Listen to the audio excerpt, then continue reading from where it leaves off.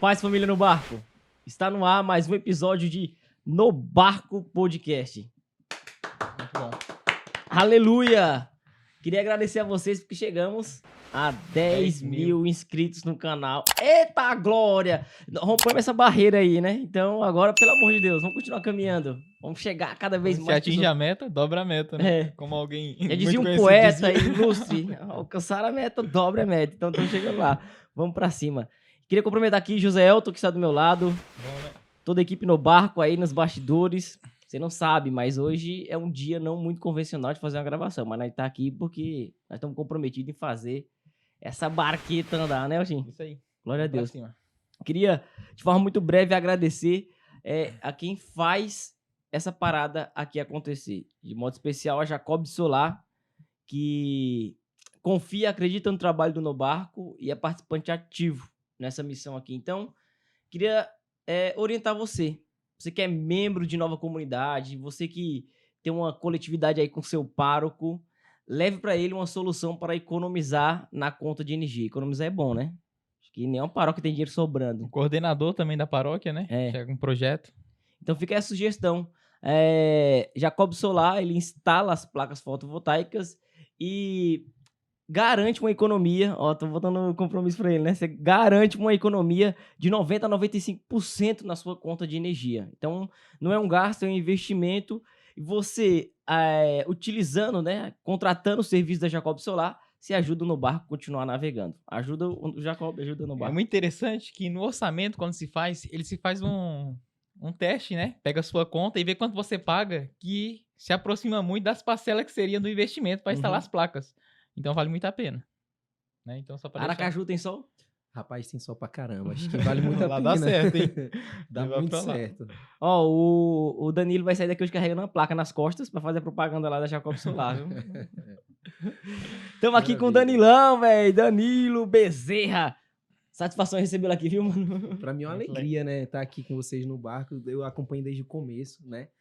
E sempre assim, sempre achei muito interessante a proposta de vocês, porque eu vejo que vocês fazem com excelência, né? E tem uma dinâmica muito boa de utilizar essa ferramenta, né, para evangelização. Eu tava falando hoje com o Will, eu tava na Will, mentira de velho. lideranças, né? Eu falei, velho, o que os caras fazem do No Barco, eu não conseguiria fazer a metade. Parece- Então, pra mim, é uma é alegria modesto, né? estar aqui. Não, isso aqui eu não tenho... Ó, porque no início, quando a gente começou o podcast, a gente já começava a comentar o que seria as pessoas legais que seria ter conosco. Um do seu nome era um dos primeiros que apareceu. Legal, pra nós. legal. Pra mim é uma alegria estar aqui. Faz parte da nossa história, da nossa caminhada, né? Nos edificou. Então, a gente fala, no barco, o que há de mais especial nele é essa possibilidade que ele nos dá. De aceitar. Porque é difícil. A gente fez parte do Jovem Cerado durante um bom tempo, né? Até tem a conexão ali pelas redes sociais, mas nunca teve a oportunidade de sentar na mesa pra trocar uma Isso. ideia. Então, eu acho que a maior bênção tá nisso. Nessas possibilidades. Chegar, beleza, vamos sentar, vamos trocar uma ideia agora. A graça que a gente recebe é essa. Aí depois, se a gente for agraciado aqui, ela resvala e vai pegar nas outras pessoas. Mas o negócio tá aqui, ó. Eu acho que esses momentos assim na mesa, às vezes eles são mais fecundos que você tá numa formação, Demais, numa pregação. Jesus fazia muito isso, Uhum. né? Então acho que esse momento na mesa, ele não só num formato de podcast, que é maravilhoso porque a gente transcende essa mesa para várias Uhum. outras realidades, mas em tudo na vida, né? Acho que estar na mesa é fundamental para a evangelização, para a formação, para o crescimento da Uhum. igreja, né? Eu acho que até atrai mais o povo também pra Com ver a certeza. conversa, né? Igual Jesus, quando um paralítico tem que entrar pelo teto, né? Porque Uhum. não tem possibilidade de tantas pessoas querendo olhar aquela conversa que tá tendo ali. A comunhão é um negócio extraordinário, velho. A gente nasceu pra comunhão. E eu digo assim, ó, Deus fala de diversas formas, né? Deus fala como quer falar. Mas, pra mim, particularmente, ele fala de maneira muito singular através de uma partilha. Porque às vezes, assim, eu tô com uma dúvida aqui na minha cabeça, e eu nem comento ela com você aqui na hora da conversa. Mas você fala uma parada aí que explode uma luz na minha cabeça. Pô, não é isso mesmo, velho? Nunca tinha parado pra pensar. E você vê que é Deus agindo por meio da comunhão entre os irmãos para nos comunicar o coração, né? A gente é mais a gente quando a gente tá... Quando a gente é a gente, não é eu, né? Exatamente. Tá ligado? Exatamente. É isso. Ó, queria te presentear, não vou acabar esquecendo. Use Marie é um outro parceiro nosso aqui que nos ajuda a receber bem os irmãos que vêm aqui nos visitar. Então eu vou te presentear aqui hoje. Ó, Rodolfo, manda sacola pro cara, né? Pra aparecer também mais uma vez a marca aqui. Maravilha, não, agradeço. Receba aí, ó. Muito bem. É São pra ficar Bento. mais visível, né? É. Isso. Deixar aqui até pra ficar mostrando, ó. Vou ver aí, Deixar ó. aqui. Use Maria. Bonito, Use Maria também é uma marca de evangelização, né? Evangelismo com estilo. Então, se você ainda não conhece o Use Maria, acessa aí nas redes sociais, visita o site e tem um cupom de desconto especial para quem acompanha no barco. Então, quando você for fazer sua compra, coloca lá no barco 10, é o código de desconto, você ganha 10% de desconto em qualquer coisa que você comprar lá, tá? Então, e é isso que eu sempre falo. Quando for adquirir um serviço, comprar alguma coisa, dê a oportunidade para quem ajuda a evangelização a acontecer, né? Às vezes você tá aqui acompanhando, vai comprar com um pagão lá, vai comprar uma Nike, velho, essa ideia. Não viaja não, doido. Compra a camiseta Muito mais do Use Maria. bonita e estilosa, Isso, né? não. Então isso aí, ó, Use Maria. Obrigado, viu, Rodolfo? Valeu. Maravilha. Vamos aproveitar nosso tempo aqui com o Danilo, né? Que daqui a pouco ele tem que sair correndo, senão a Gabi mata nós. Ô, Danilão, então você tá vindo aí agora de mais um encontro para as lideranças lá no Jovens Sarados, né? Acho que a gente não falou, mas o Danilo, ele é... Você tá como formador... Tô na formação geral de Formação geral de Jovens Sarados, né? Isso. E a gente já foi muito abençoado por suas formações. Eu lembro do nosso primeiro retiro de liderança, lembra? Também lembro. Acho que 2017, se eu não me engano. Foi por aí. E a gente teve a graça de conhecer lá, conhecer através da pregação, e ganhamos admiração, né? Alguém que leva de fato Jesus, o evangelho a sério. Isso nos chamou a atenção e a gente começou a acompanhar o trabalho, e hoje a gente quer falar um pouquinho, então, dessa tua caminhada nos Jovens Sarados, né? O ministério que você exerce ali, as coisas que vocês têm trabalhado. Você estava contando aqui para nós em off, inclusive, de alguns pontos que foram tocados no conteúdo que você trouxe aí para a galera lá, para a liderança do Jovens Sarados. A gente queria falar um pouco disso, mas antes, só para dar uma centralizada aqui, quem é o Danilo, partindo do próprio Danilo, né? De onde saiu o Danilo? Maravilha. Sou esposo, né, de Gabi, pai de Bento, Malu. Assim, minha caminhada na igreja, ela começou pequeno. Meus pais nunca foram de caminhada, sabe? Esse é aquele católico de BGE, né? Sim. Que, infelizmente, é a maioria dos católicos hoje. Tem Mas eu lembro, assim, que Deus, desde o começo, ele tem, né, uma pedagogia a cada pessoa. Então, eu lembro que meus pais não iam pra missa todos os domingos, mas nos domingos que iam, né, nos levavam. E num domingo, eu lembro que o padre fez um convite para se tornar coroinha, e aquela parada brilhou, assim, pra mim. Olha só. E eu falei pra ele, falei pro meu pai, quero ser coroinha. E meu pai, assim, ele não achava ruim, né? Então, incentivou e tal. E criança, meu tio era da Canção Nova, né, em Aracaju, quando ia abrir a Canção Nova. Então, quando ele tinha as coisas da Canção Nova, ele me chamava, eu ia. Então tem uma raiz aí. Ali, Deus, ele já me chamava, né, já me despertava muito. E eu lembro que nos Coroinhas, né, tinha um rapaz que era o coordenador, que ele fazia um trabalho muito sério. Ele também era carismático. E eu lembro que minha primeira experiência com o Espírito Santo foi no grupo Coroinhas, numa capela, né? Eu devia já estar uns 11, 12 anos. E ele levava um sonzinho e colocava umas músicas do Padre Marcelo para ir ajudar a conduzir os momentos de oração, né? E aí eu lembro que ele colocou aquela música, né? Quero mergulhar nas profundezas. E aí quando colocou Essa deu poder, hein, velho? ali eu fiz minha experiência com o Espírito Santo, porque depois daquilo eu queria ler a Bíblia. Comprei o livro A Bíblia no meu dia a dia, do Monsenhor Olha só, Jonas. mano. Então... Molequinho, você... 12 anos, mais ou Caramba. menos. E fazia o diário espiritual do Padre Jonas. Só que minha família, ela se desestruturou. Então, com 12, 13 anos, meus pais, eles se separaram, né? Aquilo teve um impacto em Imagino. mim, bem forte, né? Mas eu continuei indo para a igreja, só que com a família desestruturada, né? Sem aquela referência de família e tal. E entrando na adolescência foi quando eu, por influência de escola, eu sempre gostei muito de ler, né? Eu tinha um professor de geografia que era um cara bem de esquerda e eu gostava da dinâmica da aula dele, então aquilo ali foi disputando, como se fosse uma disputa do meu imaginário, né? Ao mesmo tempo que eu tinha tido aquela experiência na igreja e continuava, né? Eu também fui lendo outras coisas, fui tomando contato com outras coisas, né? Até que com uns 15, 16 anos fui tomando contato com a teologia da libertação. Olha. E com 16 para 17 anos, assim, já estava com a mentalidade completamente mudada, né? E foi aí que eu entrei na universidade. Antes de entrar na universidade, já estava tão mudado que eu me filiei a um partido de... Não sei nem se pode falar. Pode falar. Pode. Me filiei ao PSOL, né? Usava a camisa do Tchê? Usava, né? Essas paradas Eu tinha, todas. tinha um desenho da cara do Che Guevara enorme, a parede toda do quarto lá. Assim. Então, assim... Todo idiota passou por essa fase, né, velho? Fazer o quê, né? É um processo, Aí- né? Não, mas aí eu sempre gostei muito de ler, né? Então, por exemplo, comecei a ler Marx no terceiro ano do ensino médio, né? Eu li a Olha ideologia só, alemã. que é o- estudava mesmo. eu gostava, eu me aprofundava na parada. Então, assim, comecei a militar e aí foi quando eu comecei também meu envolvimento com droga, né? Então, nessa fase, e eu lembro que o que foi determinante para eu sair da igreja foi um texto de um teólogo da libertação, Frei Beto, né? Um dominicano. Acho que é talvez o maior expoente junto com o Leonardo Boff aqui Sim. no Brasil. Uhum. Eu li um texto numa revista de esquerda na época, que não edita mais hoje, que era Caros Amigos, em que ele falava da inexistência do inferno. Quando É eu li mesmo? aquilo por um padre, eu falei, velho, se um padre tá falando... Eu já tava com a mente toda revolucionada, né? Uhum.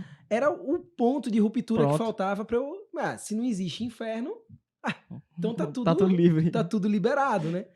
E aí foi quando eu comecei a me envolver com drogas, né? Mas usava de maneira pontual, com um bocado de ideologia, né? Por exemplo, amor livre, né? Que é a ideia de que a relação monogâmica entre homem e mulher é uma invenção Sim. burguesa, né? Uhum. De você fazer do outro uma Vixe, propriedade. Maria. Então, eu ficava com as meninas e falava assim, ó, velho, se você quiser ficar com outros caras, não tem nenhum problema, mas também não se preocupe que eu não vou ficar só... Não tinha esse negócio, né? E aí, assim, eu fui me aprofundando nessa vida. Até chegar a um ponto, só que isso cobra, né? Você Uhum. não foi feito pra isso. Então, num desses relacionamentos que eu tinha, né, bem conturbados, eu fiquei mal, porque acabou o relacionamento. E foi quando foi o gatilho pra eu sair de um uso recreativo da droga pra um uso de dependência Sim. mesmo. Né? Comecei a usar maconha todo dia, 4, 5 vezes por dia, fim de semana, né? Usava outras drogas, LSD, né? Mas... E aí fui aprofundando, né? Você tava bem jovem ainda, hein? Tava, eu comecei isso com 17 anos. 18, Você tá com quantos anos agora? Tô com 34. 34. E aí, só que minha mãe, nessa época, por conta dessa minha situação, ela começou a ir para um grupo de oração. E nesse grupo de oração tinha muita manifestação carismática e tal. E ela falava daquelas coisas, achava que era charlatanismo. Ela me chamou no Dia das Mães para ir lá. Quando ela me chamou no Dia das Mães, eu fui. Mas fui assim, né? Para fazer aquela média, né? Vou fazer uma média com a coroa. E aí fui lá e...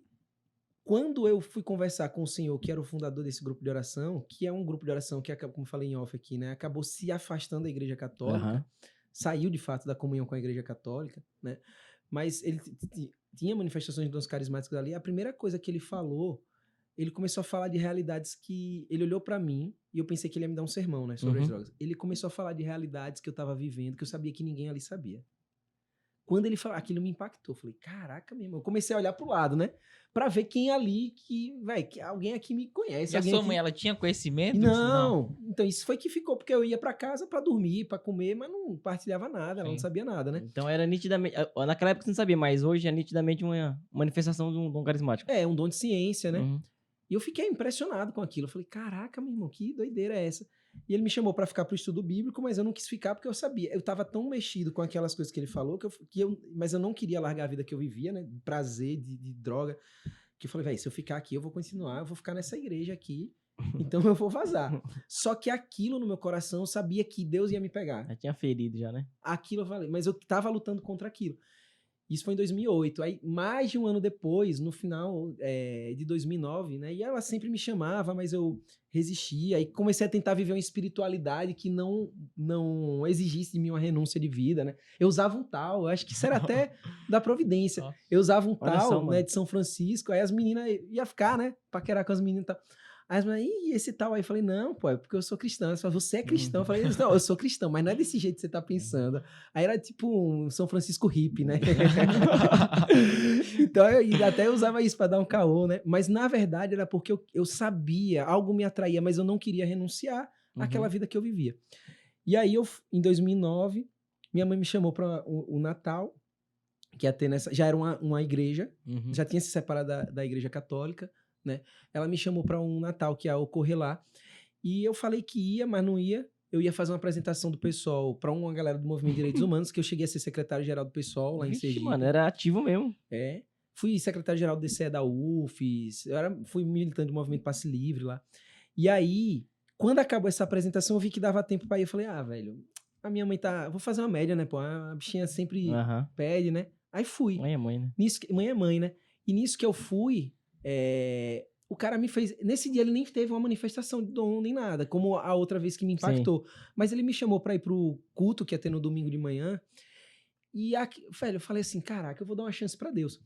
Cheguei em casa, joguei as drogas, isso foi numa sexta-feira. Joguei tudo fora e decidi que ia no domingo pela manhã. Só que no sábado eu fui pra uma feijoada com a galera do movimento social e tal, não sei o quê, e comecei a fumar maconha. Pensei, não, esses vai ser os últimos baseados que eu vou fumar na minha vida, né? E fiquei fumando maconha a tarde inteira. Quando foi à noite, me chamaram pra um show de reggae. Eu falei, velho, se eu for pro show de reggae, eu não vou pro culto. O culto é 8 horas da manhã, velho. Aí eu falei assim, quer saber nenhuma? Vou não pra esse culto. E aí eu fui pra casa, tomei um banho. Pensei, vou deitar uns 5 minutos. Vou deitar pra descansar o corpo. Daqui a pouco eu levanto, pego o busão e vou pro show de reggae. Nesses 5 minutos eu fechei o olho. Quando eu acordei, a minha sensação foi essa. Eu fechei o olho. Quando eu acordei, tava tudo claro. Eu já tinha dormido, acordado pela manhã, já era 9h30 da manhã. Eu olhei, eu falei, caraca, a primeira coisa que eu pensei, perdi o show de reggae, né? Aí eu vi assim, 9h30, velho. Desculpa a palavra que eu ia usar, mas foi o que eu pensei. Eu falei assim, pô, já tô na merda mesmo, vou lá pro culto. E fui.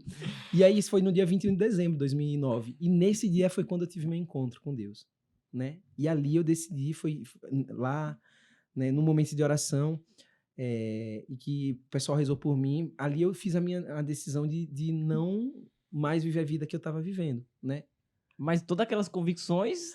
Mas as convicções continuaram. Políticas e tal, né? Por quê? Eu quis mudar de vida, mas porque o militante, ele age de boa fé, a maioria, né? Ele acha que tá lutando por um mundo melhor, certo? Então, assim, eu pensava, não, mas eu não vou viver, né? Vou lutar pra viver a castidade, vou... Então, você teve a mudança no sentido assim, eu quero mudar a imoralidade, as drogas e tal, mas... Isso, mas não quero, assim, mas Entendi. vou continuar lutando pelo que eu acho Sim. correto, por um mundo correto, né? Um mundo igualitário e tal. Só que aí eu fui fazendo, né, meus passos na caminhada, mas olha como Deus é, né? E eu acho que Deus, esse tinha que ser a pedagogia comigo. A primeira coisa que mudou na minha mentalidade foi a questão do aborto. E como foi que mudou? Olha né? só, mano. Ela mudou assim. Uma pessoa foi para um momento desses de oração e ela tinha um problema no útero. E aí, durante esse momento de oração, a pessoa que estava orando por ela falou bem assim, ó, Deus está me falando que esse seu problema no útero é por um sangue que você derramou há 10 anos atrás, e até hoje esse sangue clama justiça diante de Deus. Aí a pessoa primeiro ficou sem entender. A pessoa tem 25 anos na época. Eu conheço a pessoa até hoje. Tá morando até aqui em São José dos Campos. Agora. Aí ela falou, aí ele falou assim, recorde bem, há 10 anos atrás você derramou sangue. Aí ela começou a chorar. Quando ela começou a chorar, ela virou pra mãe e pro marido, ela já era casada na época, falou, mãe, lembra há 10 anos atrás, quando eu falei que ia pra uma festa na casa de fulano em Salvador? Ela falou, lembro. Ela falou, eu não fui pra uma festa, eu vim fazer um aborto. Olha. Quando ela falou aquilo, que eu vi aquela parada acontecendo, aí eu falei assim, caraca, brother, isso aqui não tá certo, não posso defender, não tem como defender isso, velho. E esse foi o gatilho pra eu começar a rever um bocado de coisa, né? Porque eu acho que a ideologia, quando ela enraiza, ela escraviza mais até do que os hábitos, assim, pecaminosos. Porque pra mim foi mais rápido lutar pra romper, né? Como, por exemplo, a pornografia, a fornicação, né? A masturbação, do que romper com os grilhões ideológicos até porque também eu me envolvi muito, estudei muito sobre isso, eu dei a minha vida por isso, né? Então, assim, e aí lá, né, nessa comunidade, nessa igreja, né? Eles se auto-intitulavam comunidade, mas era uma realidade separada da igreja, se pregava só a escritura, né? Só a escritura é regra de fé, os princípios protestantes. Lá eu fui fazendo essa experiência, mas ao mesmo tempo fui querendo cada vez mais conhecer a verdade. E nesse processo de querer conhecer mais a verdade foi que eu comecei a me inquietar com o fato de que só há uma escritura, mas há diversas interpretações. E nesse movimento eu fui buscar ver qual era a interpretação da igreja primitiva dos pontos mais polêmicos. Porque lá, por exemplo, se dizia que a ceia era um símbolo, né? É um simbolismo. Pô, mas será que é um simbolismo? Na igreja católica eles dizem que não é. Né? Em outra, no luterano, eles dizem que, embora não seja a presença real de Jesus Cristo, não há uma transubstanciação. Certo. Os luteranos dizem isso, né? Eu falei assim, mas como é que todo mundo... se Deus é um só, só pode ter uma verdade, não tem como ter várias. Certo? E a mesma Bíblia, né? Claro que tem uma mutilação ali na Bíblia protestante, mas no 90% é a mesma Bíblia. Eu falei, velho, tem que ter não pode ser assim. E nesse movimento foi quando eu fui me encontrando com a doutrina católica, que eu tinha vivido lá quando era guri, né? A raiz lá, né? A raiz. Só que aí eu comecei, então, a buscar um lugar na igreja para me encontrar. E esse processo de buscar um lugar na igreja para me encontrar, eu ia para vários grupos, porque eu era jovem, né? Eu tinha na época já uns 23 para 24 anos. Uhum. E eu ia para vários grupos de jovens, e os grupos de jovens que eu encontrava, a galera não eram séria, no sentido de tentar Sim. viver com coerência o que o evangelho propõe. Então isso criava uma crise em mim. Isso foi uma porque- frustração que a gente teve bastante, não foi? Sim. Tentar caminhar com Deus, mas chegava, não tinha muita diferença.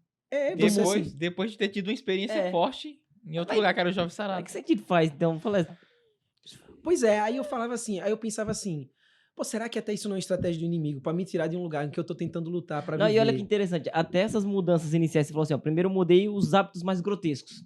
Sei lá, viver a castidade, o pensamento que tinha sido formado por conta da ideologia, ele foi sendo diluído a partir do conhecimento da verdade.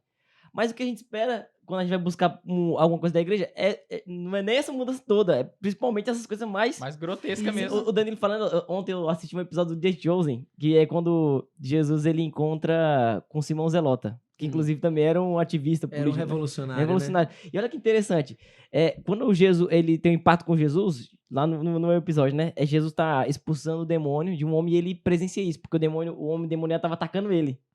Aí Jesus chega com autoridade, o demônio sai e ele fica, pô, tem alguma diferença nesse cara aqui. Aí ele percebe que Jesus é o Messias, vai seguir esperando que Jesus se manifeste politicamente. Só que Jesus não pede pra ele esquecer tudo que ele aprendeu. É muito interessante. Você falando, eu lembrei. Ele fala assim, ó, eu posso te ajudar e te servir de qualquer forma. Eu tenho habilidade. Ele pega a arma dele, tem habilidade com essa arma. Você chegou a ver? Eu vi esse Aí Jesus episódio. pega e fala assim pra ele, joga fora. Eu vou te dar uma outra arma. Mas não tira dele imediatamente a ideia de que ele vai ter que lutar por alguma coisa. Ele vai aprendendo no caminhar. É porque eu acho que Deus ele sabe, né, dos Não é? processos. Eu acho que uma coisa interessante que o pessoal dessa comunidade teve, principalmente fundador na época, né? Meu pai e minha mãe, que aí eles já tinham se reconciliado e voltado, né? Eles queriam exigir de mim essa mudança, né? E ele falava assim, não, pô, tenha calma, deixa ele Sabedoria, viver o mano. processo dele. Tá entendendo? Porque às vezes a gente quer isso, né? A gente, até quando a gente tá na caminhada, a gente esquece o nosso próprio processo e quer exigir do outro. E eu acho que a mentalidade, velho, a cultura, tudo que a cultura introjetou na gente, é uma coisa que você não muda. Tipo, você viveu 20, 30 anos imerso numa cultura. Você não muda do dia pra noite aquilo. É preciso um processo, né? De saturação. Ô, Danilo, você acha que tem uns casos que a parada tá tão deteriorada na mente do cara que é difícil reverter? Eu acho assim, Eu já tive essa impressão, tá ligado, mano?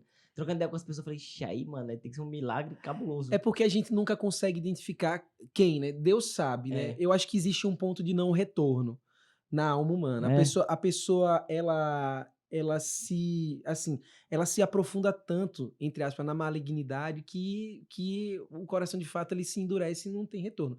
O problema é que o problema de pensar isso a gente tem que ter muito cuidado quando falar isso. É que a gente não tem como medir isso, sobretudo por sinais externos, porque a gente pode olhar assim para um cara, sei lá, vamos dizer, um cara como Hitler. Pô, Hitler era um cara, se você olhasse para os hábitos dele, ele é um cara, pô, vegetariano, então um cara regrado na alimentação e tal, não sei o que, é um cara talvez Gostava de arte? em certos pontos, né, Wagner, né, música clássica e tal, em certos pontos, se você olhar para ele, para um drogado da Cracolândia, porra, ele é um cara muito mais virtuoso, mas um cara que alcançou uma malignidade no coração, uma monstruosidade absurda. Então, você não tem como olhar pelos sinais externos da pessoa e definir quem passou desse ponto. Então, a gente tem que apostar sempre em todas as almas. Eu acho né? que Não, mas é entra também importante, não dá pra julgar, Não dá mas pra que existe a possibilidade, existe, né? Existe. Mas eu é acho um que alerta. o que entra também nesse âmbito é a graça, né? Porque a graça, ela rompe barreiras que a gente também não tem como... Acho que na carta aos Romanos fala alguma coisa nesse sentido. Hebreus vai falar isso, né? Hebreus, né? Que ele fala assim, tomar cuidado com o pecado, né? Com a sedução do pecado, para que ele não endureça o coração. Sim. O problema do pecado não é o pecado em si. O problema é que ele vai endurecendo o coração de tal forma, né? Que pode ser possível que você chegue nesse ponto de não retorno. Tá entendendo? Até porque, por exemplo, todo pecado tem perdão diante de Deus. Então, se o inimigo sabe disso, que todo pecado ele é passível de ser perdoado se você se arrepende, qual a estratégia dele em usar o pecado? Não é simplesmente do pecado pelo pecado, porque ele sabe que o pecado ele foi pago na cruz. Ele foi a conta do pecado, vamos dizer assim, ela foi paga na cruz, né? O problema é que o pecado ele cria um efeito na nossa alma. Então, quando o pecado ele começa a se instalar e a gente não rompe essa instalação dele com arrependimento, com a confissão, com a penitência, com a mortificação, com a conversão de vida, o coração ele vai se esclerosando. Né? Então, essa que é a questão. Né? Agora, quem que tem esse coração esclerosado? Você não tem como dá pra definir. saber. Tá entendendo? Não tem como definir. Uma pessoa, provavelmente Judas era mais virtuoso que uma Maria Madalena, né? Que era uma mulher de má vida, né? Que era público e notório, mas ela tinha um coração muito mais aberto, disponível para Deus, e Judas a gente sabe o resultado final da vida dele, né? Então, não tem muito como discernir isso. A gente não pode se arvorar na possibilidade de discernir essa realidade em relação à vida dos outros. Eu vi até um padre falando uma vez a respeito de pessoas que cometem um pecado sem um peso na consciência e fala assim, depois eu vou me confessar e vou voltar. Ele fala assim, não é bem assim. Você volta, você tá no estado de graça. Mas a graça que habitava dentro de você, para você retomar aquele processo espiritual que você tava, aquele nível espiritual, não é assim de um dia pro outro também. Você tem que trabalhar de novo para conquistar aquilo. Não, e eu lembro que eu conversava com um padre, ele falando assim, dos casos que ele estava atendendo, e ele falou assim, eu tenho atendendo 2 casos, um escrupuloso, que é uma pessoa que é uma deformidade na consciência, o escrúpulo, né, você achar que qualquer coisinha que você comete é um pecado grave, e uma pessoa que não tem uma consciência completamente cauterizada, né. O escrupuloso é difícil trabalhar, porque ele tem uma espécie de neurose, né, um toque em relação a determinada área, às vezes na área da sexualidade, mas é muito mais difícil trabalhar com alguém que não tenha consciência do pecado. A mente relaxada já. Né? É, a pessoa que assim, ela acha que ela fornica, ela faz qualquer coisa e ela acha que... Vê maldade mais. Não vê nada de mal nisso e não entende por que isso é pecado, porque essa pessoa tá num perigo muito maior, né? Por quê? Porque se ela não vê o problema disso, ela não vê a necessidade da salvação também. A necessidade de parar de fato, né? Nem de parar de fazer. E suponho eu também não dá pra saber, mas pelo que a gente percebe é a maioria. É nessa condição, não tende ao escrúpulo, a maioria dos casos, né? O escrúpulo é um fenômeno que vai acometer mais, né? Acho que pessoas que estão buscando uma vida espiritual séria. Os recém-convertidos, assim, você vê que tem uma tendência, né? Eu acho que os recém-convertidos e aquelas áreas da igreja onde há uma distorção da pregação. Eu acho que hoje, por exemplo, certos movimentos carismáticos, né, certos setores tradicionalistas da igreja, quando eles tiram o equilíbrio da pregação e começam a focar, pesar demais em um determinado aspecto, né, às vezes a questão da sexualidade, às vezes a questão da família, né, e eles eles enfatizam um determinado aspecto, isso pode gerar um escrúpulo, né? Por exemplo, eu acho que entre jovens é muito comum o sexto mandamento, né? O pecado contra a castidade. A pessoa se preocupa tanto com o pecado contra a castidade que esquece todos os outros, né? E os recém-convertidos às vezes também, né? Mas aí quando é no recém-convertido, acho que é até mais fácil superar isso. Né? Agora, quando você vai enraizando uma concepção, uma imagem errada de Deus, uma imagem distorcida de Deus por uma pregação que muitas vezes é bem intencionada, mas... Ou então, por exemplo, uma outra coisa que gera escrúpulo, uma certa paranoia, né? Quando você prega muito, dá uma ênfase muito excessiva na ação do demônio. Entendi. Né? Então você vai gerando essas distorções. É por isso que a pregação é tão importante que ela seja equilibrada, né? No sentido de ser fiel a essa expressão está nas escrituras, né? Atos dos Apóstolos, né? A você pregar todo o conselho de Deus, ou seja, você tem que pregar a palavra não de uma perspectiva, vamos dizer assim, do que você acha que precisa ser mais pregado, mas você tem que ser fiel àquilo que a palavra propõe. Perfeito. Né? Porque a gente vê isso é muito claro pra gente quando a gente identifica os setores mais progressistas. Eles enfatizam muito, por exemplo, a questão da misericórdia e relativizam outras. Mas hoje também é um fenômeno contrário, né? Que é o quê? É você enfatizar muito o rigor, né? Um rigorismo moral, né? Para tentar, é um movimento de pêndulo, né? Para tentar corrigir essa outra realidade, você vai para o extremo oposto. Né? Isso é uma heresia que já foi condenada pela igreja, que é o jansenismo. Né? O jansenismo no século XVIII, século XIX, sobretudo ali na França, causou um estrago muito grande. Por quê? Porque você criava um rigorismo tão grande que os fiéis se desanimavam, eles olhavam para aquele patamar de moral que era exigido, né? E falavam assim, eu não consigo viver nesse patamar. E aí qual o resultado? Você tem a pessoa que consegue cria um orgulho, um orgulho sutil, e a pessoa que não consegue cria um desânimo. Isso não é para mim. E vai abandonando a religião. é tão verdade isso que quem que Deus manda no final do século XIX para a França como santa, como um contraponto a esse rigorismo? Santa Teresinha, do Menino Teresinha. Jesus, com a pequena via, Perfeito. né? Enquanto os Sempre tem uma rigoristas... resposta, né? Deus. E Deus dá a resposta nos seus santos, É. né? Então, assim, E a heresia sempre passa dentro da igreja também, né? sempre tem que ser, né? É ali que surge. Mas o que é comum, principalmente quando o cara tem uma experiência carismática e ele passa a pregar, ele vai com esse vigor todo. Mas é muito, muito interessante que vai com uma boa intenção também. É. Sim, Só que no decorrer do processo você vê que o cara vai ficando mais manso. é. Ele vai se enxergando, né, nisso. Você vê os Se pregadores experientes. ele vai buscando retamente, porque assim, todos nós passamos por um processo de Sim. amadurecimento, Sim. né? Então é normal que a gente na pregação, sobretudo no começo, né? A gente pese mais, carregue certas cores, Sim. né? E assim, eu acho que Deus tem misericórdia disso, né? E ele vai aproveitar isso também na gente. Só que qual é a nossa responsabilidade como pregador, né? Se a gente, sobretudo quando a gente começa de fato a exercer esse ministério, se você prega a palavra de Deus, você tem que sempre buscar ser fiel ao magistério da igreja. Sempre. Sempre, A sempre. segurança tá aí, né, Danilo? A segurança tá aí, tá entendendo? Não é tipo, o que eu acho que é mais eficaz, o que eu acho que é mais importante tratar. É o que a igreja fala, Porque a velho. gente tem uma tentação constante nisso, né? É ser cativo ao que a igreja fala. É É. uma tentação, né? Mas é uma tentação que é, no fundo, uma soberba sutil. Porque é meio que você achar o que é mais importante falar. Uhum. Só que se há um magistério da igreja sobre um determinado ponto, num determinado período da época, né? É uma frase de São José Maria Escrivá, a gente tem que andar ao passo da igreja, né? Então, meu irmão, não tem o que eu discutir, tá entendendo? É isso que tem que ser a mentalidade Aí, católica. você colocando isso, eu acho importante a gente tocar num assunto agora, então. Vamos lá. Quando você fala de magistério da igreja, então é importante a gente pegar a coisa na sua abrangência total. O que é o magistério da igreja em toda a sua história. Sim. Porque muita gente já se confunde o quê? Vamos ver o que a igreja está dizendo. E acaba olhando para algumas opiniões isoladas de líderes da igreja. Isso. Que talvez foi uma das coisas que te fez padecer e abandonar. Por exemplo, você escutou de um padre, não foi? Você falou Sim. que o inferno não existia. Foi. Frei Beto, né? Frei Beto. Sim. E então, aí que tá o ponto da coisa, então, né? Que eu também queria falar um pouco da teologia da libertação com o Danilo, aproveitar a oportunidade. Uhum.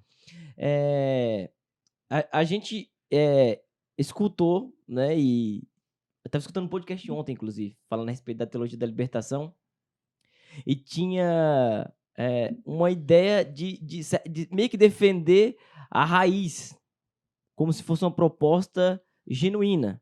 Mas a aplicação, ela padeceu por dar uma ênfase no materialismo, enfim.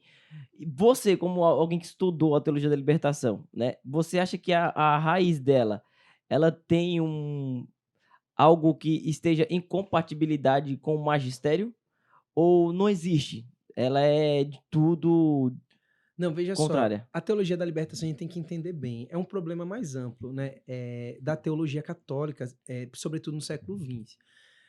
Sobre a teologia da libertação especificamente, a teologia da libertação ela vai surgir como uma tentativa de resposta, de um pensar teológico sobre os problemas sociais, sobretudo da América Latina, né? Certo. Então, mas essa tentativa que ela começa de forma genuína ou já não? Você acha que já existe?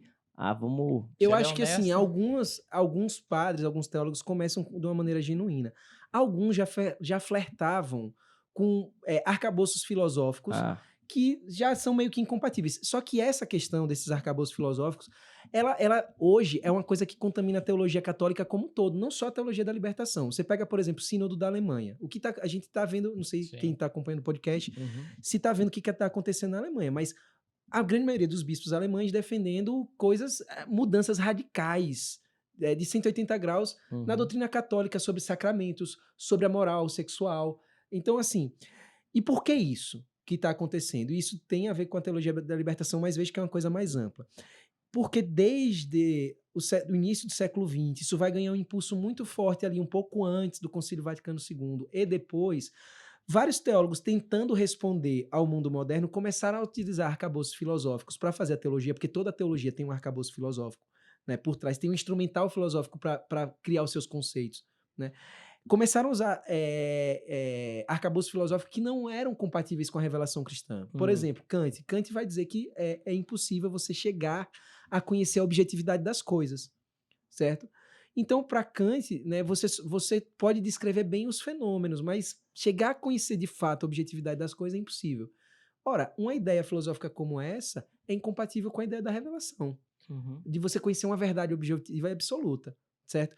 Então, quando você vai utilizar um filósofo como esse, como um arcabouço para sua teologia, ele vai gerar um ruído, vai gerar uma distorção. Abre até Que no começo, às vezes, porque Kant era protestante, ele era Sim. cristão, tá entendendo? Mas no começo, essa distorção, muitas vezes ela tem um pouco, é meio que imperceptível, mas é aquele pequeno desvio, né, que quando a reta vai percorrendo o caminho, né, ela vai se distanciar, quando você vai ver lá na frente a distância é muito grande. Foi o que aconteceu com a teologia no século XX, né? Então, na teologia da libertação, que arcabouço filosófico foi esse? O marxismo. O marxismo, ele é absolutamente anticristão. Por quê? Porque a filosofia marxista, o método de pensar marxista, né, que Marx vai cunhar na ideologia alemã de 1848, esse livro, é o marco do pensamento maduro de Marx.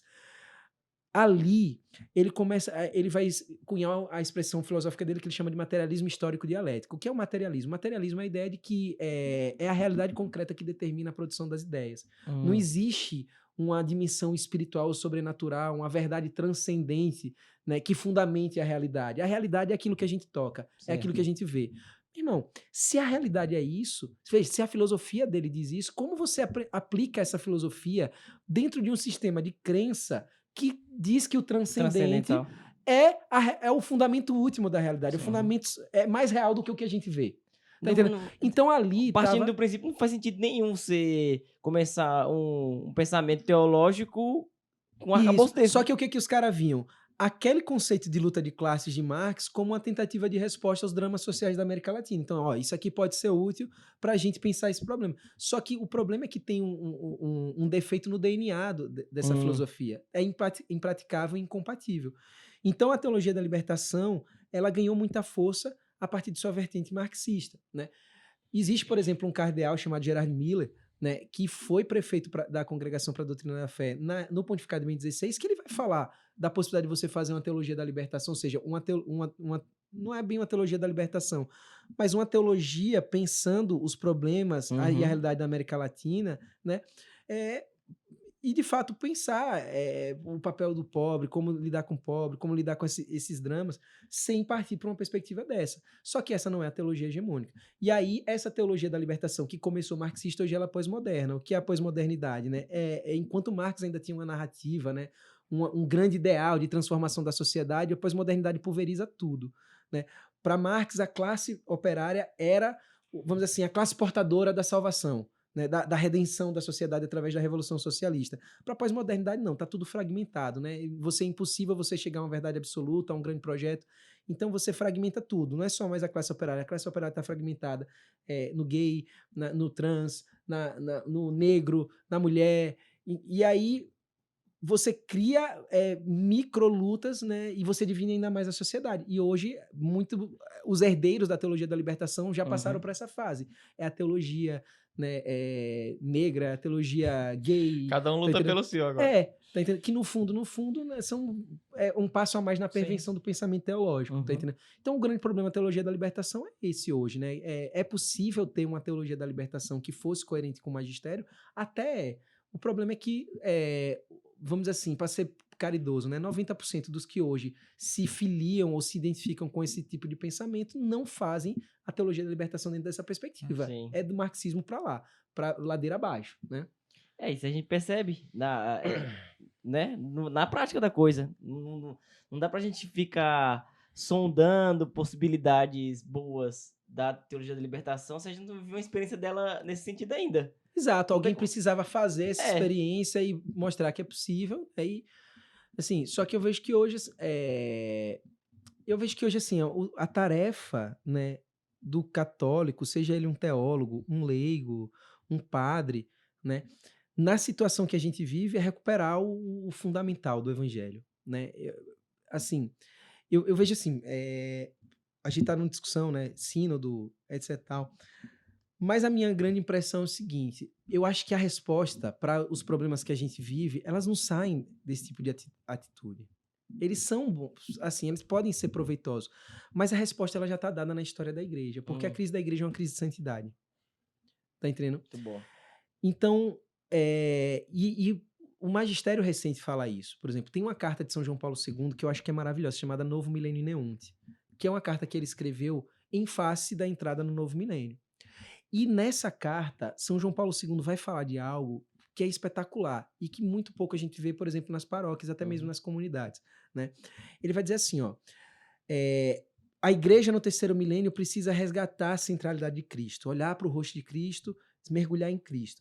Para isso, ela precisa buscar uma pedagogia da santidade, porque a santidade é como a igreja reflete esse rosto de Cristo. E para a pedagogia da santidade é preciso ter uma pedagogia da oração. Uhum. E essa pedagogia da oração, esse ensinar, ele diz assim, as comunidades paroquiais precisam ser escolas de oração. Uhum. E aí ele vai dar um passo a mais, ele vai dizer assim, como não lembrar, por exemplo, dos grandes místicos, sobretudo Santa Teresa d'Ávila e São João da Cruz, que foram os grandes mestres da oração. Então, veja, São João Paulo está dizendo assim, a igreja, se ela quiser ser fiel no terceiro milênio, ela precisa recuperar a mística.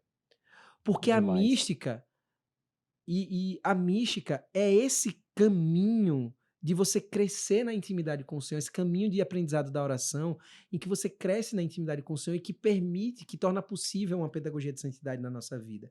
E que aí sim, essa igreja pode ser um reflexo de Cristo no terceiro milênio. Uhum. Então veja, qual que é o problema da igreja de hoje? O problema da igreja hoje é esse, tá entendendo? Se você parar para pensar, você tem formação para tudo na igreja hoje. Você tem formação de liturgia, você tem catequese. Onde você tem uma formação profunda para entender como crescer na oração? Quando você viu isso numa paróquia? Até mesmo no movimento. Eu lembro que eu estava falando no Jovens Sarados, na missão da Canção Nova, e o Jovens Sarados, né, ele herda da Canção Nova 5 Pedrinhas, né, que é terço, leitura diária da palavra, né, oração com a palavra, Santa Missa, jejum e a confissão. E aí eu falei assim, ó, a gente precisa aprofundar com a galera a compreensão da vida de oração, né? Aí uma pessoa que era missionária, né, da Canção Nova, e não é o fato dela ser da Canção Nova, mas, pô, um missionário, né? Isso pressupõe que é alguém que tem uma formação um pouco mais sólida. Ah, mas o pessoal já sabe tudo de oração. Como assim já sabe tudo de oração? Eles já aprenderam a fazer o estudo bíblico. Aí eu falei assim, mas você quer dizer então que Santa Teresa escreveu tudo que ela escreveu sobre oração é desnecessário? Porque se a pessoa já sabe tudo, porque simplesmente ela entendeu o que é a estudo da palavra, então não preciso mais falar sobre oração. Então, irmão, esses doutores da igreja escreveram para nada, né? Quando isso é um sintoma, né, justamente dessa falta de ensino que tem na igreja sobre isso hoje. E foi isso, eu acho que isso é uma das grandes causas do que a gente vive hoje. Porque a gente não tem essa profundidade, né, de intimidade com Deus, não tem uma profundidade. Então você tem um povo superficial, certo? E um povo superficial é um povo que não vai refletir com intensidade aquilo que vai ser refletido. Sim. Então isso vai ter um impacto na evangelização, isso vai ter um impacto no testemunho na sociedade, né? Então a igreja ela perde relevância por causa disso, né? Então acho que essa é uma das grandes questões hoje, né? O que a gente tinha comentado, né? Até no início, quando você comenta muito a respeito de apostolado, de discipulado, na verdade, né? De você discipular uma pessoa. Porque eu comentava com meu irmão vindo pra cá, porque às vezes se coloca a pessoa em cargo, porque ela começou a andar dentro da igreja, mas ela não foi discipulada. E ela começa a guiar pessoas, sendo que ela não tem também essa visão, nem mesmo oracional, para passar espiritual para a pessoa, né? Você acha que isso também se reflete como um problema hoje, de ter pessoas não preparadas para discipular outra pessoa, um cego guiando outro cego? Eu vejo que é o outro problema, a outra face, né, desse problema na igreja. Porque o que acontece hoje? Você tem... O cristianismo, o evangelho não é uma religião de massa. Não é uma religião de massa. Interessante, hein? Não é. Como que o cristianismo ele começa? A gente até leu hoje, né? Na liturgia, Atos. Pedro batiza 3.000 pessoas. Mas como que eles se organizavam? A gente vai andar um pouquinho mais ali em Atos, ainda no capítulo 2 vai ter. Eles eram assíduos na oração, assíduos na fração do pão, né, e no ensino dos apóstolos. Mas onde que se realizava essa fração do pão, que era a Eucaristia? Nas casas. Uma casa de Jerusalém, na época de Jesus, comportava quantas pessoas? Poucas, não? Não muitas. Vamos dizer que 50 pessoas, que eu acho que só uma casa de um rico poderia comportar esse tipo de...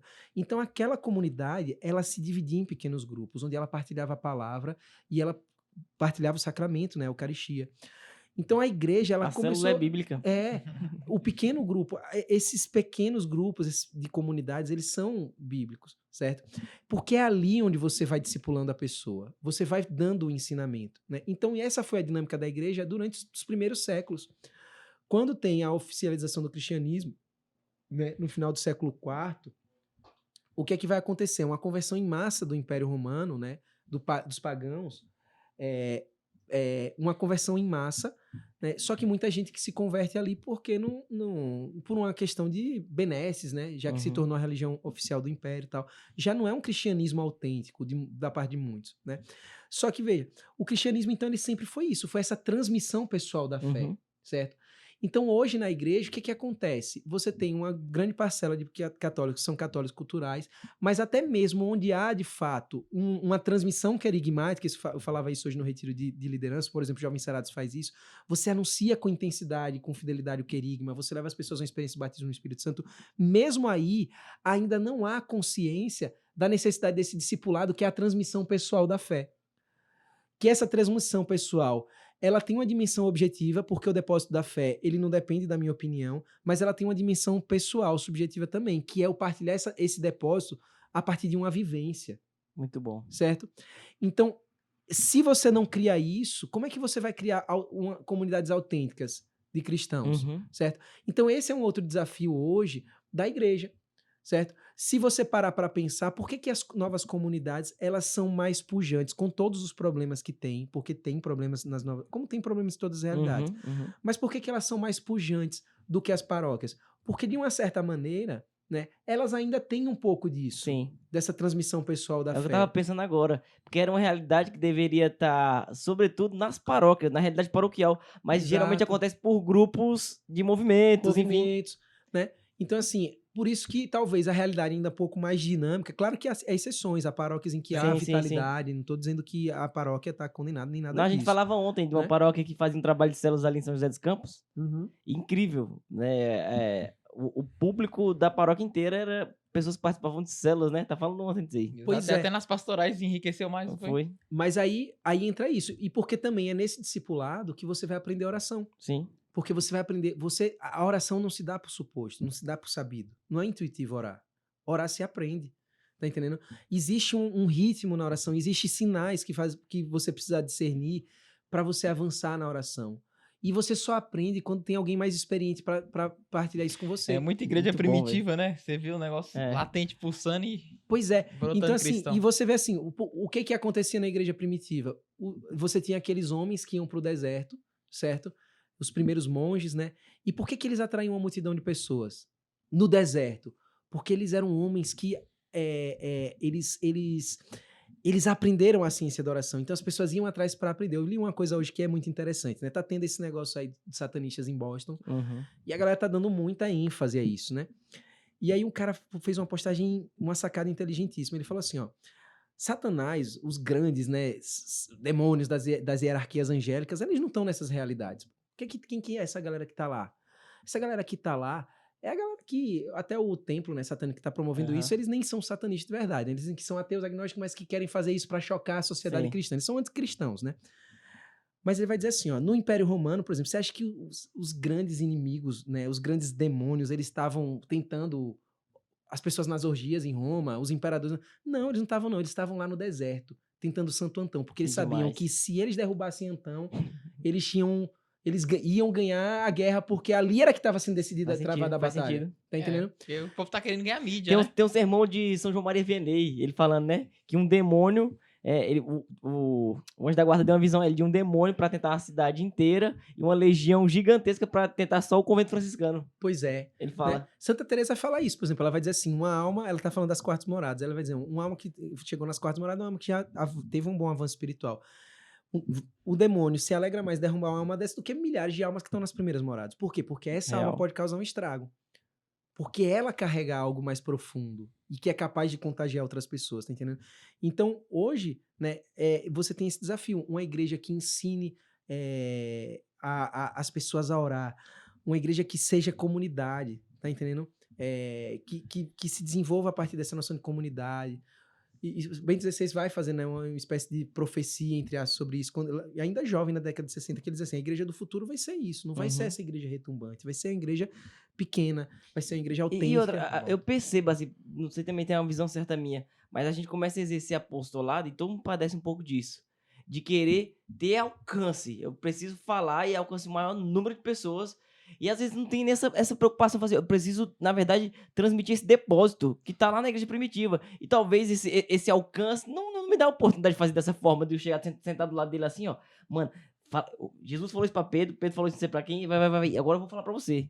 Né? Não, é porque assim, quem tá à frente, ele quer que a palavra dele chegue a todo mundo. Mas não que a palavra chegue a ele, que dele chegue pra aquele se multiplicar. Eu acho assim, ó. Como que eu me vejo, assim, dentro de Jovens Sarados também? Porque um dos motivos por que eu não saí do Jovens Sarados, né? Eu vejo assim, ó. Eu desconfio de pessoas... Não tô dizendo que todas as pessoas que fazem isso estão erradas.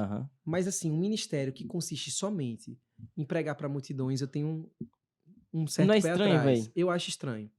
Por quê? Porque, primeiro, que eu acho que o cristianismo não é uma evangelização de massa. Né? Foi muito bom isso que você falou, velho. Não, e em segundo lugar, né, pelo seguinte, eu acredito, né, que faz parte do cristianismo você criar comunidades.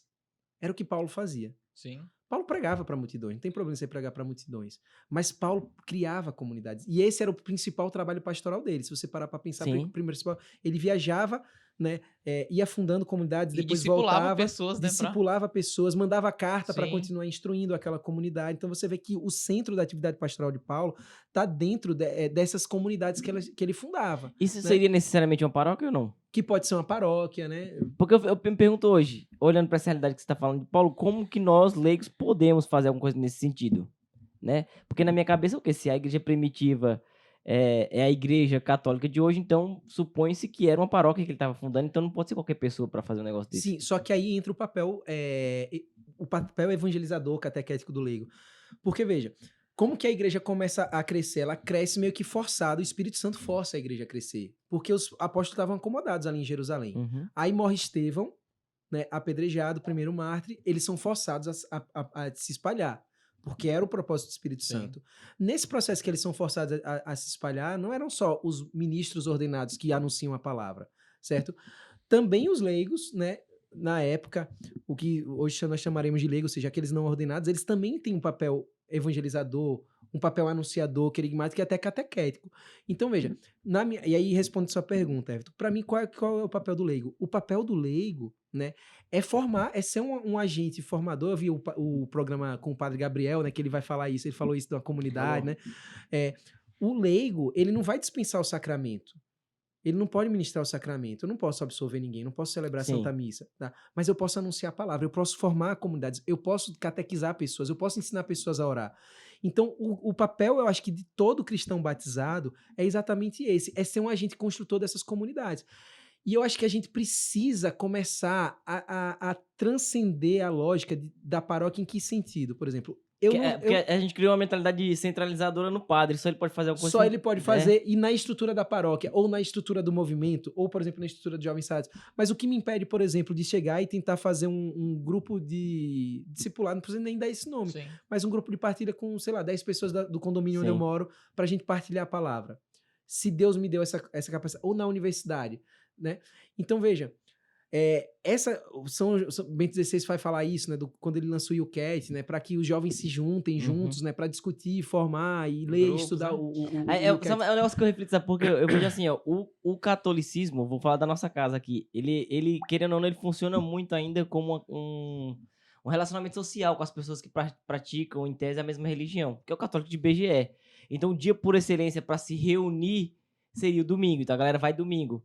Aí não concebe a ideia, por exemplo, de se reunir de outra forma a não ser na igreja de domingo. Exato. Aí é difícil mudar essa mentalidade. Não, a gente tá vivendo a fé, independente do dia. No decorrer da semana, eu me relaciono com pessoas que não tem nada a ver com a minha igreja. É só no trabalho, é só da escola, e ali eu sou outra pessoa, e aqui dentro não, eu volto para aquela roupagem. Aí o compromisso que eu tenho que fazer é domingo, então já tá reservado. Então eu não posso ter um outro grupo. Aí por isso que fica essa centralização de uma paróquia com um padre e ninguém pode fazer outra coisa diferente disso. Só que aí eu acho que aí entra vários elementos, por exemplo.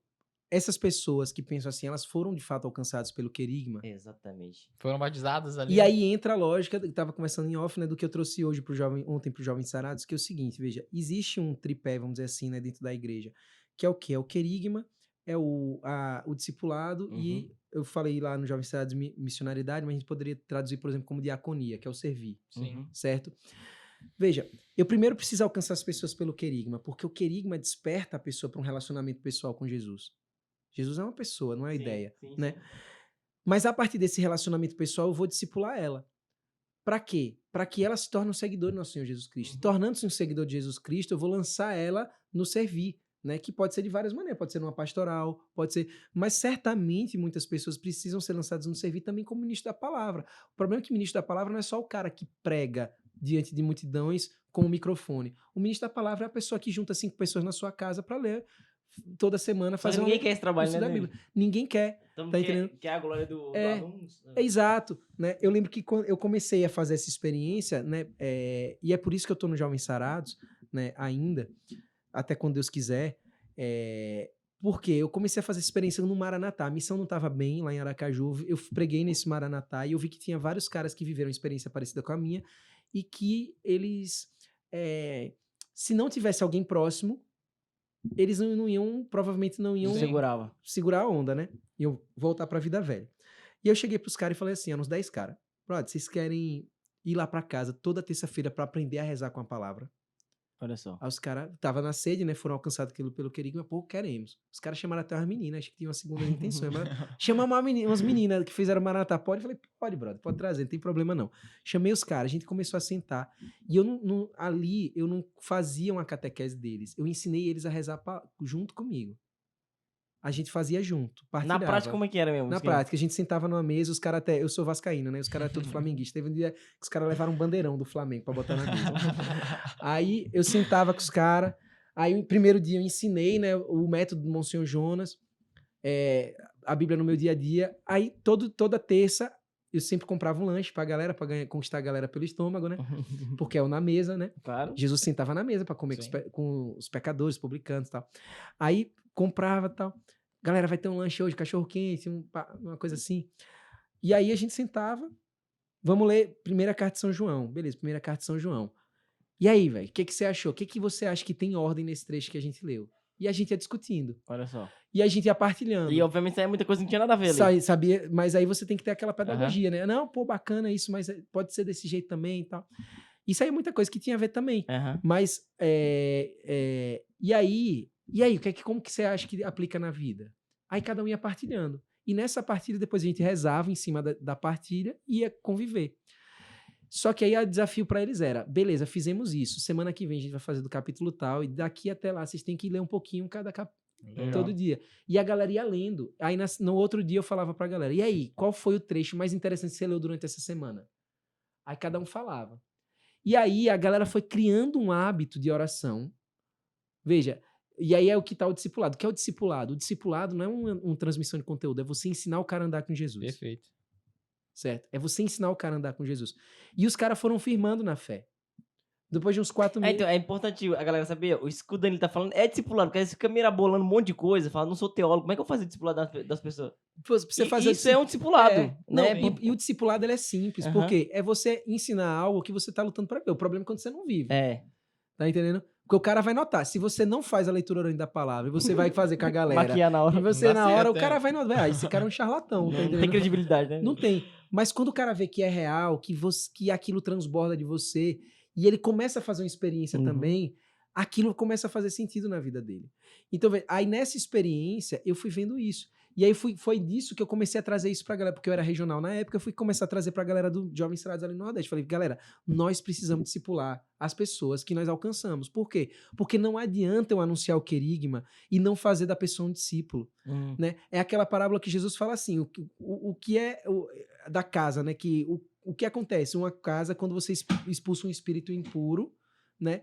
E o espírito impuro sai, perambula por lugares áridos e voltando àquela casa encontra como? Desocupada e limpa. Sim. Ou seja, uma casa que não tem vida. Porque você tem filho, sabe, né? Uma casa que tem muita vida, só tá bagunça, né? Então Jesus está dizendo assim, aquela casa está desocupada. Aquela casa não foi preenchida. certo? Então, o que é que aquele espírito faz? Ele volta com 7 outros piores e vem habitar nela. Agora, pare pra pensar, você que tá vendo o podcast. Quantas pessoas nós fizemos, não é só no Jovens Sarados, não, fizemos retiro querigmático, a pessoa teve um encontro e daqui a 2, 3 meses a pessoa voltou pior pro mundo. Pois é. E Por quê? E a gente joga a resposta na pessoa, né? Não a quis seguir experiência, o cara tá Jesus. assim, né? Não é, velho. Claro que cada um tem sua responsabilidade Sim. individual, mas nós, como evangelizadores, também temos uma Para ali responsabilidade. no querigma, você tá falando, né? É, então a pessoa não foi discipulada, tá entendendo? E era isso que a igreja primitiva fazia. A igreja primitiva ela era pequena, aquela pequena comunidade que se reunia com frequência, que as pessoas iam discipulando umas às outras ali na vida, transmitindo a fé que receberam, certo? Ensinando as pessoas, até o mandato de Jesus em Mateus 28, 19 seguintes, né? Fazer discípulos de todas as ações, ensinando-as a observarem tudo aquilo que vos ordenei. Aham. Então, eles cumpriam aquele mandato. O problema é que a gente só cumpre quando cumpre, né? Uma parte do mandato. E de é anunciar o que a gente tava evangelho. falando. A ânsia por aparecer e falar faz com que só o querigma aconteça. Porque Isso. o resto existe comprometimento, né? E o véi? que me inquieta nisso, cara? E isso me inquietava de maneira pessoal. Porque assim, eu poderia, por exemplo, talvez como regional, só sair para pregar nas missões. Mas isso me inquietava porque até de uma perspectiva assim, me parecia uma burrice. Por quê? Não tinha fruto. Então, né? que adianta eu sair para pregar e as pessoas não consolidarem? Então, é melhor formar gente que cria uma comunidade Mas aí o quê? É a consciência. que seja A eficaz. consciência de que eu quero que as pessoas de fato se convertam e se tornem Eu acho santas. que Não é de Exato, anunciar. Não quer... exato. É tão porque- profético o primeiro mártir ser Estevão e não ser um dos 12, porque vê o tanto que ele foi discipulado a ponto de entregar a vida a si mesmo. Aí que tá o ponto de provocação pra quem Sim. prega. Você quer o quê? Você quer pregar ou você quer que as pessoas se tornem Exato. santas? Porque né? eu acho que o ministro da palavra ele precisa ser um construtor de comunidades. E aí entra uma coisa interessante, por exemplo. Tem aqueles 5 ministérios lá em Efésios 4, né? Isso é uma coisa que eu penso muito. Uhum. Hoje em dia, na igreja, eu acho que muitas pessoas pegam aqueles 5 ministérios. Isso é mais comum no meio protestante, falar Aham. desses 5 ministérios, né? Mas eu acho que ele tem uma aplicação válida e interessante. Quais são esses 5 ministérios, né? Apóstolo, profeta, mestre, evangelista, né? Pastor, que são tipos de ministérios, né? De carismas de liderança, carismas da palavra dentro da igreja, né? Que se manifestam dentro da igreja. Só que, e eu vejo, por exemplo, eu vejo isso, eu começo a pensar sempre a partir da realidade de Jovens Sarados, mas depois transcendendo para Sim. outras realidades. Veja, tem muita gente que se confina a um ministério só. Às vezes por uma aptidão maior, né? Eu tenho mais aptidão para ser evangelista e tal. Só que o autêntico ministro da palavra, ele não se move pela sua aptidão, ele se move pela necessidade da comunidade. só. Perfeito. Você pega Paulo. Paulo era tudo, pô. Uhum. Paulo era apóstolo, porque ele ia desbravar e fundar novas comunidades. Paulo era evangelista. Paulo era profeta. Paulo era mestre. O que precisar, nós faz. O que ele precisa, porque ele não estava ali para, eu vou exercitar meu dom. Não, eu tô aqui para cumprir a vontade de Cristo. Muito bom. E essa vontade de Cristo é exigente. Por quê? Porque às vezes, como você precisa ser um ministro, entre aspas, completo, ou seja, que atenda a necessidade da comunidade, Uhum. você não tem que se mover só no que você tem aptidão, você tem que se mover na necessidade da comunidade. Isso exige de você o quê? Buscar formação, buscar superar suas lacunas, né? Então, se Sensacional. você tem, por exemplo, se você tem mais facilidade para ser evangelista, você vai ter que suprir. Claro que cada um vai ter sua aptidão Sim. e vai se desenvolver melhor nisso. Mas nós precisamos, enquanto igreja, superar essa mentalidade. Já tem um entendendo? incentivo, Da né? hora. Se o cara toca um violão e se converte, fala, pô, você é ministério de música, velho, vai pra lá. Já tem essa tendência, né? Isso. Mas, por exemplo, aí entrando nesse exemplo, pô, o cara tocar violão e na Perfeito, música é servir ótimo. ali. Mas por que não, por exemplo, se você é músico, por que não você ser um formador de músicos Exato. também? Uhum. Tá entendendo? Então, eu acho que essa noção, ela falta, né? Ela falta para muitos ministros hoje, que talvez entre nisso que você falou, né, Everton? Assim, às vezes o cara quer só pregar, porque no fundo, o nosso coração é um coração Sim. dividido, né? A gente tá lutando para unificar esse coração em Jesus Cristo. Sempre tem, né? Esses ranços, né? Ainda da nossa concupiscência, dos nossos defeitos, dos nossos vícios, que a gente tem que lutar para ir purificando. Mas quando eu tenho a consciência disso, eu preciso começar. Eu falo isso muito pra galera de jovem, velho. Falo para pessoas que eu vejo com potencial muito grande. Eu falei, cara, você não pode se limitar nisso. Tá entendendo? No que você faz hoje. Você tem que ir além, porque você tem um potencial para dar mais para a igreja, né?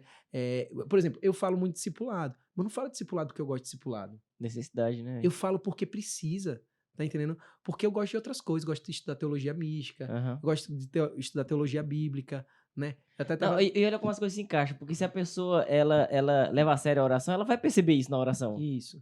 Eu tô caminhando pra um lado que não deveria estar. Eu deveria estar me preocupando com outra coisa. O que Jesus está se preocupando? A minha preocupação não é em fazer alguma coisa, é entender o que Jesus quer que eu faça, Porque você não vai se centralizar em você. não é? Né? Você vai se sentir. Porque o que é o amor? Não é você tentar querer o bem do outro e fazer o bem pro Sim. outro, né? Então, por exemplo, aí eu olhava para a situação dos jovens sarados, né? E que é a comunidade que eu tô inserido, né? A comunidade no sentido lato senso, assim, né? Não é uma comunidade. Mas é aquele corpo, né, que eu tô inserido.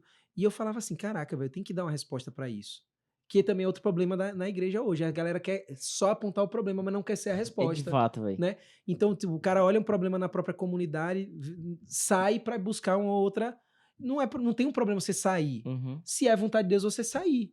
O problema é você sair porque você vê um problema e você quer achar uma situação mais confortável. É. Tá entendendo? Então eu vejo que acontece muito isso. As pessoas saem de certas comunidades ou movimentos não porque é um mover de Deus para cumprir a vontade de Deus. Aham. É uma situação mais cômoda. Né? Eu vejo algo que eu gostaria de ter e não tenho e eu vou buscar em outro lugar. Eu quero só receber. Quero só receber. Eu nunca quero dar. Né? Eu nunca quero doar. Eu até converso isso com o Gabi às vezes. Assim, muitas vezes eu não tô no Jovens Sarados para receber. Eu não vou numa pregação, num grupo, às vezes, para receber.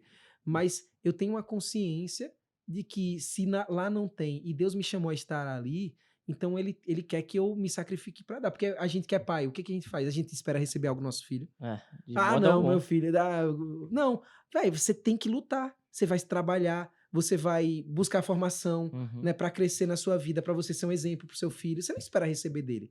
Então essa mentalidade, então é uma mentalidade infantil na igreja. Acho que Exatamente. até Tá tá todo na- mundo criança, na né? era Não quer ser digital, né? pai. Tem um problema, eu faço um vídeo descendo a linha do problema e a solução. É, quando ele tava falando de se mudar de comunidade, às vezes Pois não é é. nem esse ponto. Porque com a possibilidade que a rede social te dá hoje, você só joga o problema lá. Tem esse Lá. problema, hein? Você fala dele. Fala, Nem na vou sua denunciar, comunidade. né? Vou denunciar, mas e a solução? Eu falo, não, quantos anos eu não fiz isso? Eu lembro que eu conversava com uma amiga que flerta com o tradicionalismo, né? Eu queria falar disso, mas não vai nem tempo, velho. E aí eu falava assim, ó, velho, porque a gente vê de fato alguns problemas, abuso litúrgico, Sim. né? Que é real, não tô dizendo que não é real, né? Uhum. Às vezes umas catequeses mal feitas, homilias ruins, né? Ou É que eu pastorais. vejo o teu apreço por aquilo que é bom. Você consegue colocar as duas coisas ali no todo da igreja. Tanto aquilo que é a tradição da igreja, né? Você tá falando aí da igreja primitiva, dos padres, dos doutores da oração, e tá no movimento e raiz carismática. E eu acho como a muito gente- interessante o do, jeito do da Padre igreja. Douglas, né? Que É. também fala muito sobre isso. É. Pois é. Aí eu falava com ela e eu disse assim, ó, por que você não vai ser catequista, pô? Porque imagina, você tem um bom conhecimento da doutrina. Então você lá pode fazer Olha muito só. mais diferença, porque você vai alcançar pessoas que às vezes, ouvindo a sua catequese, eu lembro disso que eu fiz uma experiência assim. Eu fui para um crisma porque eu queria abrir uma missão Jovens Sarados numa comunidade bem carente, lá de Aracaju. Aí eu falei, o quê? Vou entrar no crisma lá, na pastoral de crisma. Intencionalidade. Intencionalidade. Só que não era esse o propósito. O propósito de Deus era outro, mas eu achava Uhum. que era esse. Essa era a minha intenção no coração. Aí fui, fiquei no crisma, tal. E fiquei o ano inteiro e nem sempre eu dava formação. Mas quando dava, brother, eu preparava, rezava, fazia o negócio para Uhum. o melhor possível, né? E aí, depois passou um tempo, eu acabei entrando na Regional de Jovens Sarados, já não conseguia compatibilizar as duas coisas, acabei saindo do crisma. Falei, Aham. velho, mas fiz o melhor que pude lá, né? Só que um tempo depois, né, alguns meninos desse crisma estavam passando por problemas na vida pessoal deles, vida familiar, e vieram me procurar. E era a época que estava para ter um Maranatá. E aí, nesse negócio que ia ter eu convidei eles para. Por que vocês não vêm fazer o Maranatá? E aí eles vieram, fizeram o Maranatá, e alguns perseveraram, alguns estão até hoje no Jovens Sarados, né? E aí fui entender por que Deus queria que eu estivesse lá ali naquele crisma. Mas veja, eles só conseguiram isso porque tinha alguém Uhum. ali. Imagina se eu falasse assim, eu pensasse assim, esse pastoral do crisma aqui, essa galera aqui não tem formação, essa galera... Aí começa a ler talento. Por isso que os jovens se crismam e não continuam na igreja e tal. É muito fácil você criticar. Mas é mais difícil, desafiador, você ir lá e construir algo. É. Tá entendendo? Pô, se Eu que você o diga, vê- eu que o diga, hein, Jacob? Então eu acho que falta isso, né, hoje na igreja. E aí eu falava isso pra essa amiga minha, eu falava assim, por que você não entra numa pastoral de crisma ou numa catequese e você lá pode fazer a diferença? Porque no futuro, quem sabe, não vai ter uma vocação sacerdotal porque você deu Pois uma é. boa catequese pra aquela Legal. pessoa. E você nem sabe disso. Mas você aí, onde você tá, só criticando, você não vai conseguir nada. Chega em Entendeu? lugar nenhum. E hoje tem Perfeito. muito, né, na igreja isso, É. né? Rede social, então. Eu queria retomar na timeline do Danilo aqui para falar um pouquinho depois que você saiu dessa comunidade, mas nem sei se vai dar tempo, eu tô com medo aqui. Mas só pra gente concluir. Tem muita coisa pra falar, você vai ter que voltar. É uma coisa que eu queria tocar também, essa política, né? Mas não vai dar. Foi mais... Vamos lá, você vai perder o voo. Aí, então, vamos voltar pra timeline. Pra galera, porque a galera vai ficar esperando depois. Aí, mas o que aconteceu? Ele ficou lá. Não, hoje ele é católico, galera. Só queria que você falasse como é então foi que você, de fato, rompeu e. Foi. Aí eu lembro que eu, buscando, né, essa verdade católica e buscando um lugar para encontrar, minha irmã viajou para o JMJ, com o pessoal da Canção Nova, e a galera que tava junto com ela era de Jovens Sarados. E ela rompeu um namoro que ela estava vivendo por causa do encontro que ela teve com Jesus ali na JMJ e da convivência com a galera de Jovens Sarados. Quando eu soube daquilo, foi o primeiro lugar de jovens que eu conheci. Tem outros, óbvio, não tô dizendo. Mas puxa que eu a brasa pro seu peixe conhecia- agora, vai. Não, mas que eu conhecia, o primeiro que eu conheci foi aquele. Aham. Então, quando eu vi aquilo, eu fui, vou conhecer esse grupo. E aí eu vi uma galera, um bocado de jovem que tava lutando para viver a santidade, viver. Aí eu falei, caraca, aquilo começou a vibrar no meu coração. Então eu fiquei naquela dualidade. Eu ia no sábado pro encontro de Jovens Sarados e no domingo ia lá para aquela comunidade que eu ia. Isso em junho, né? Julho, ali depois da JMJ. E aí eu fiquei naquela crise, dou o passo, não dou o passo, não dou. E aí foi quando em outubro eu resolvi dar o passo definitivo, né? Eu lembro que aí foi quando eu li o livro de Scott Hahn, por exemplo, Todos os Caminhos Levam a Roma, né? Algumas pregações. Ô, Danilo, mas quando você tomou a decisão, foi mais por conta desse estudo aprofundado ou nos encontros que acontecia ali, você fala assim, não, aqui é bom, na prática, foi justamente isso.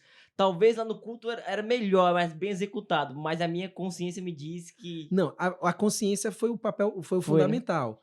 Mas eu queria um lugar que eu soubesse que ia viver, de fato, o evangelho que eu não estava conseguindo identificar. E isso eu encontrei no Jovens Sarados.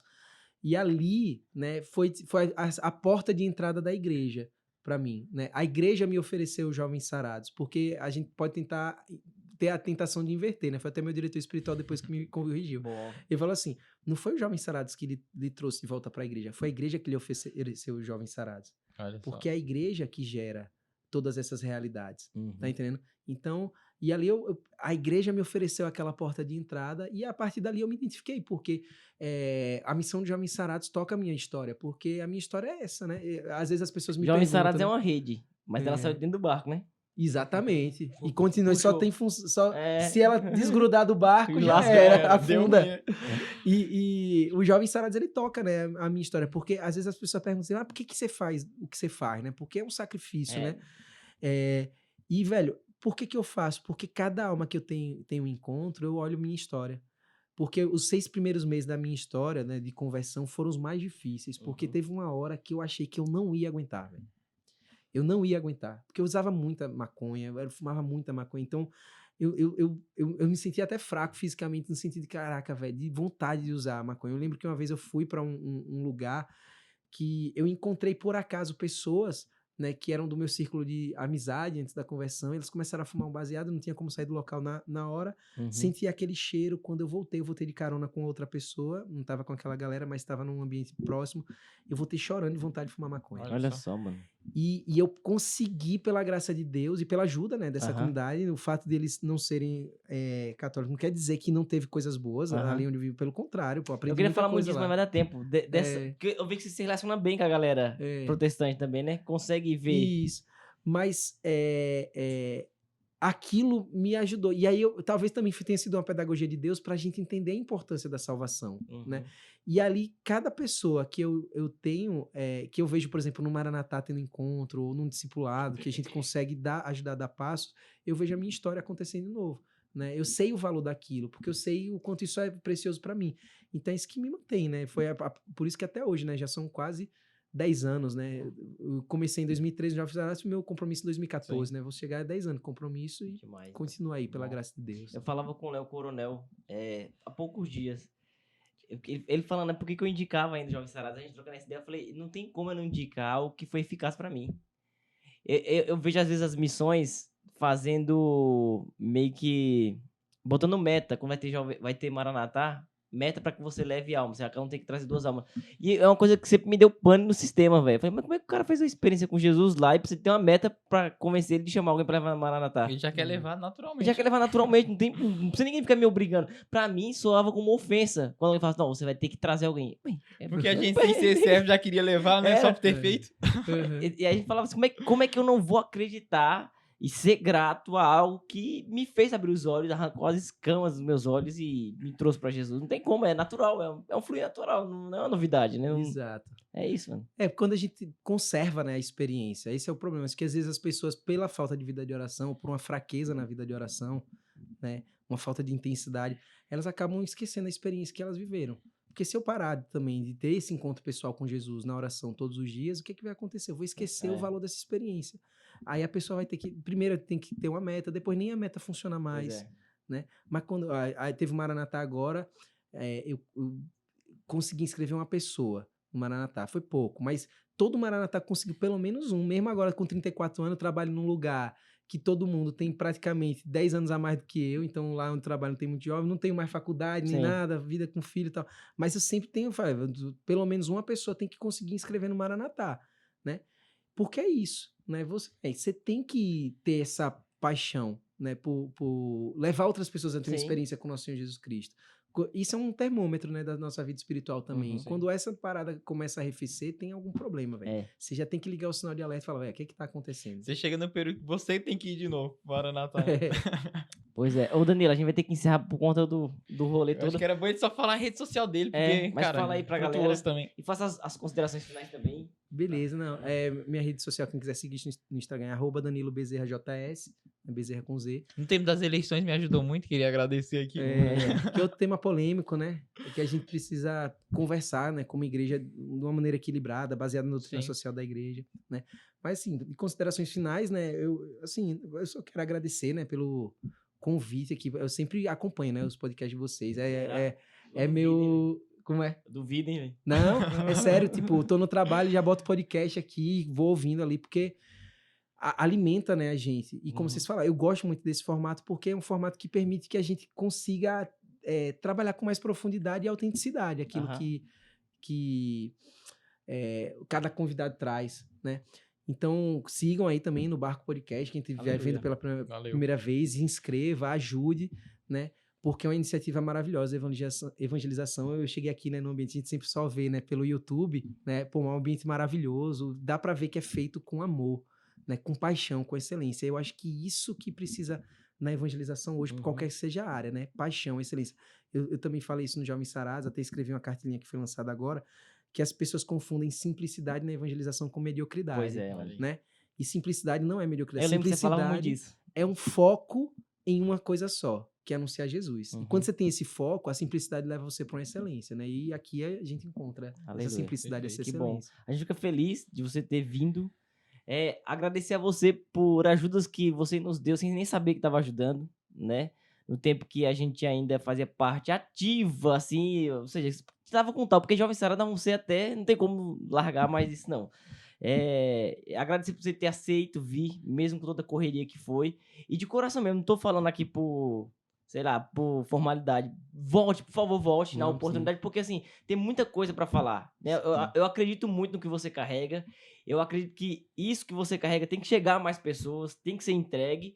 E o que a gente puder cooperar pra que isso aconteça, a gente tá aqui pra fazer isso, tá bom? Então, por favor, volte, de verdade mesmo. Se Deus quiser. Pode vir por aqui, avise, não passe despercebido, calado, não. Não, se Deus quiser. Isso. Tamo junto, galera. Foi uma alegria. E só pra não quebrar aqui a tradição, a gente queria pedir pra você indicar alguém que a partir da sua indicação tenha potencial pra que essa pessoa venha. Cara, um cara que eu acho que teria que estar aqui no barco é o Fábio Lira. Fábio Lira. Da Canção Nova. Nós também, né? Vocês já falaram com ele? Demais, velho. Ele acompanha assiduamente. Fábio, que você tem que vir pra cá, cara. Ele me manda as mensagens e fala, esse foi bom, esse aqui eu gostei disso. Cara, você tem que vir pra cá, Fábio. Eu também tô tentando encontrar, tipo, ele foi pra Aracaju, não consegui, aí tava aqui em Cachoeira agora, ele, pô, mano, você tá aí, eu tô em Curitiba. Ele fala assim, eu vou nada, vai saber que vocês vão perguntar e me botar lá. Não, você tem que ir, Fábio, tô falando aqui, ó, você tem que vir pro No Barco Podcast. Pois pronto, agora ele vem. Não pode deixar de vir aqui. Aleluia. É isso aí, Fábio. Então pronto, agora o Danilo falou, você chega. Beleza, é isso. galera. Muito obrigado, viu, Danilo? Gente. Deus abençoe. E diante disso que nós falamos aqui, só uma coisa podemos dizer, né? Permaneça no certeza. barco, porque fora do barco, Não há salvação. Salvação, Glória a isso aí. Deus.